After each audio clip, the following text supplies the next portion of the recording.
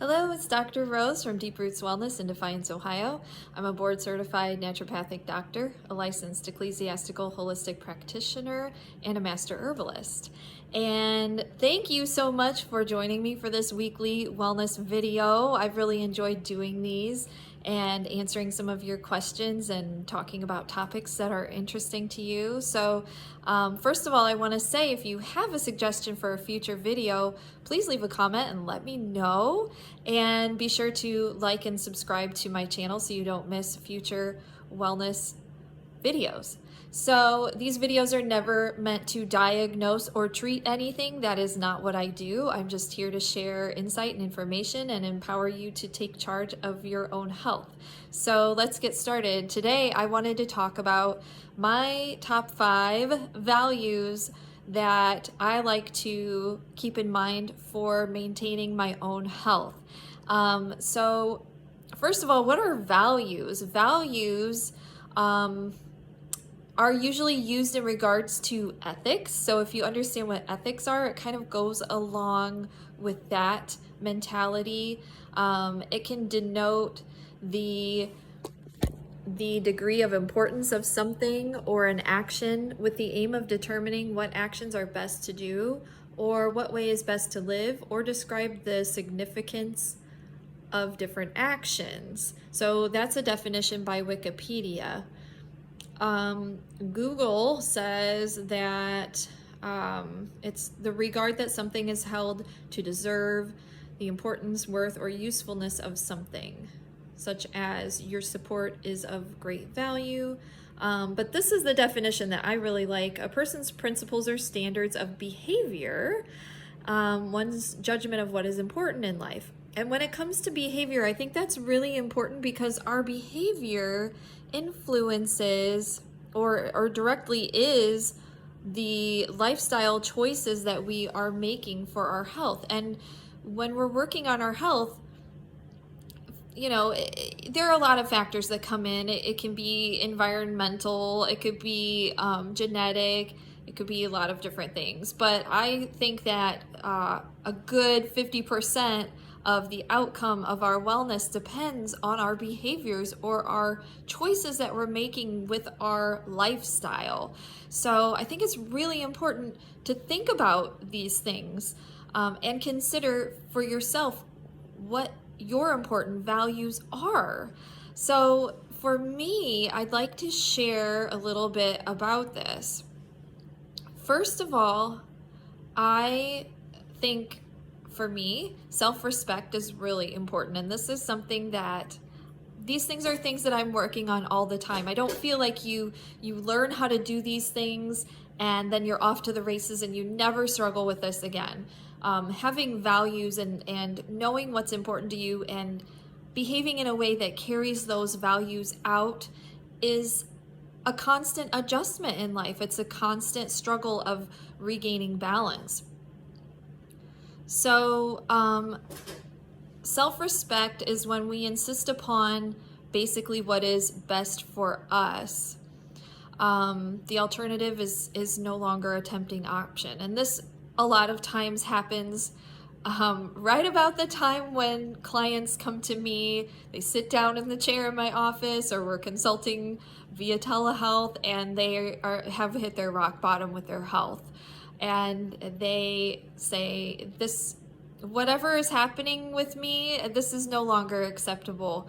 I will do whatever it takes. And this is where I know that we're onto something, because when people are in that position of rock bottom and doing whatever it takes, this is where the change happens, and this is where the motivation a lot of times comes from, because we don't, our lives are very fast paced and we don't really think about doing things preventively until we start having symptoms. And many of us are very lucky to go through life with minimal health problems and minimal symptoms, but those do eventually catch up with us usually.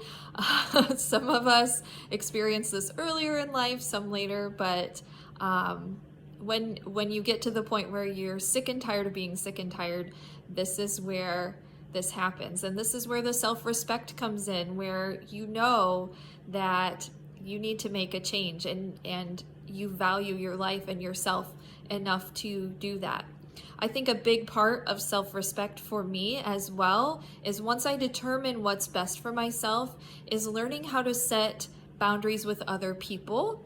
So this means that, you know, when you're starting to prioritize your own needs and your own health, whether it's mental or physical, emotional, spiritual health, this can take some time, and this can take a lot of effort and focus. And many of us, especially for women, are overfunctioners, which means we're taking care of other people, we're feeling responsible and guilty about other people's problems in our lives.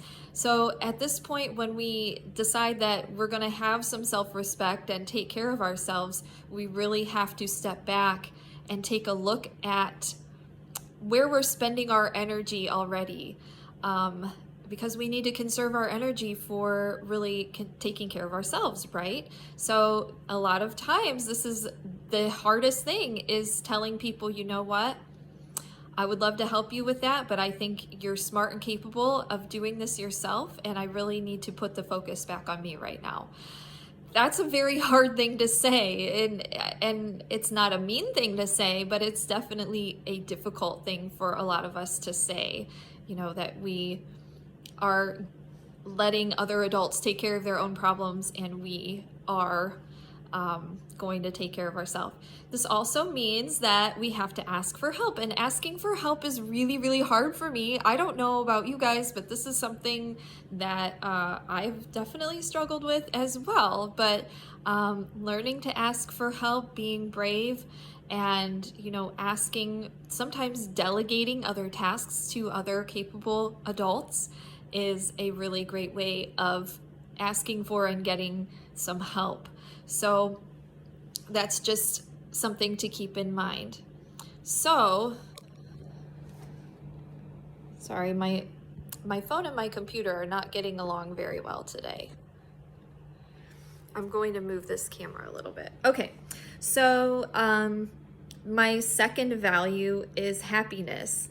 And I believe that I have lived my life in such a way where if my family or my friends were having a bad day, then I was having a bad day too. And I've learned that my happiness does not depend on whether or not somebody else is having a good day.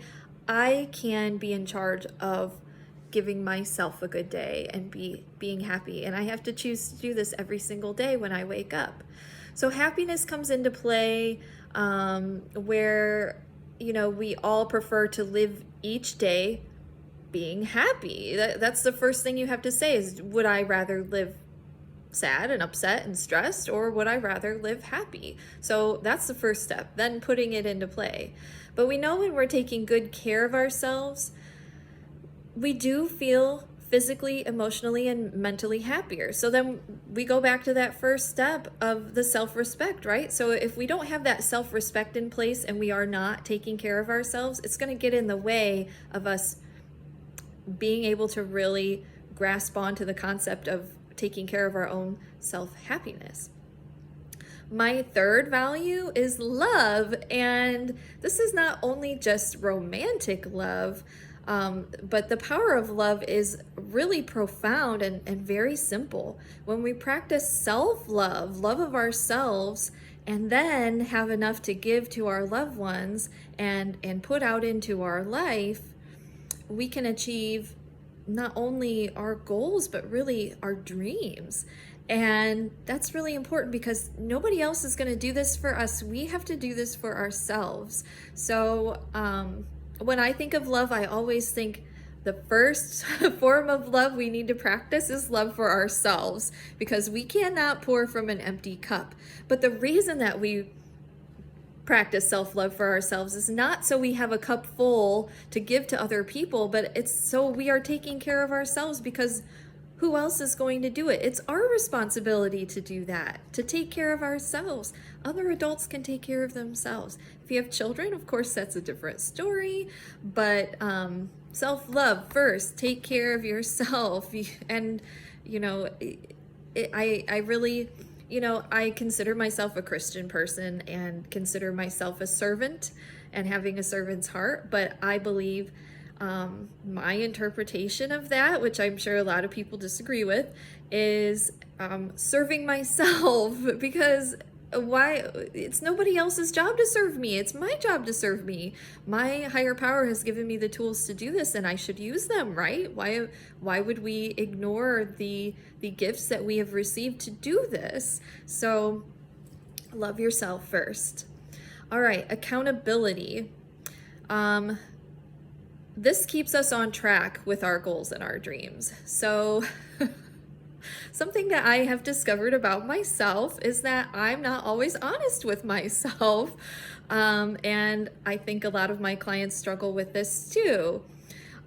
So first of all, we have to be accountable to ourselves. So a lot of times this is helped by writing things down, keeping track of our goals, the steps to our goals, and really parenting ourselves as adults, or some therapists call it reparenting ourselves if we didn't have an emotionally mature caregiver as a child.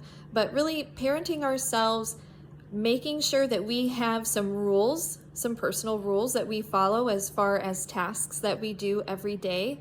And these are self-care tasks, and that we are doing these. So if you need to make yourself a sticker chart, if you need to journal, if you need to set alarms in your phone, or what have you, whatever, a bullet journal, whatever you like to do it.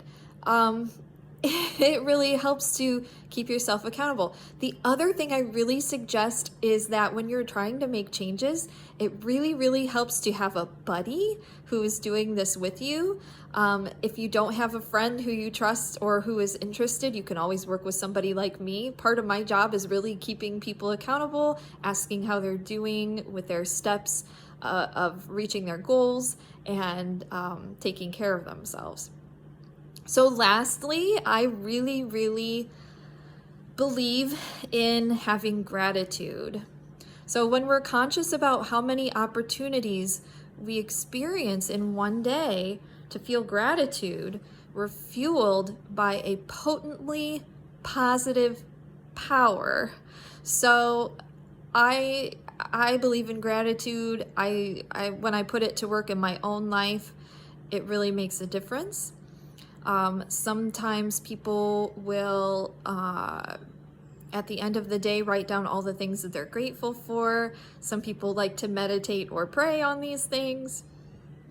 Something that my family occasionally does around the Thanksgiving holiday is we will take a few weeks.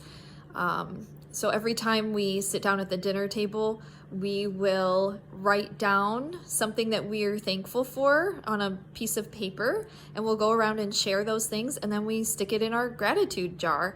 And then on Thanksgiving, we get out that gratitude jar, which is just full, overflowing with things that we're thankful and grateful for, and we read all of those as a family. And it is really humbling and mind-blowing, and it gives us the warm fuzzies. What can I say? We really like doing that. So when we focus on our values, there's no room for the old habits that might sap our commitment to living healthier. There's no room for doubt or fear or frustration. And it just really, it keeps you focused. It really helps to keep you focused, because when you're focused on something, it really kind of makes all the peanut gallery, people with opinions and comments and all those things kind of go into the background. They're all background noise. So I really think we owe it to ourselves to live the healthiest and best lives that we can. So I really urge you to sit down and think about what your own values are. Feel free to copy mine if you would like. And if you would like to speak with me about those, feel free to leave a comment and tell me what you're working on in your life, how you think your values are coming into play. And if you have any suggestions for future wellness videos, I would love to hear them. All right, people, take care. Have a great rest of your week, and I'll see you next week.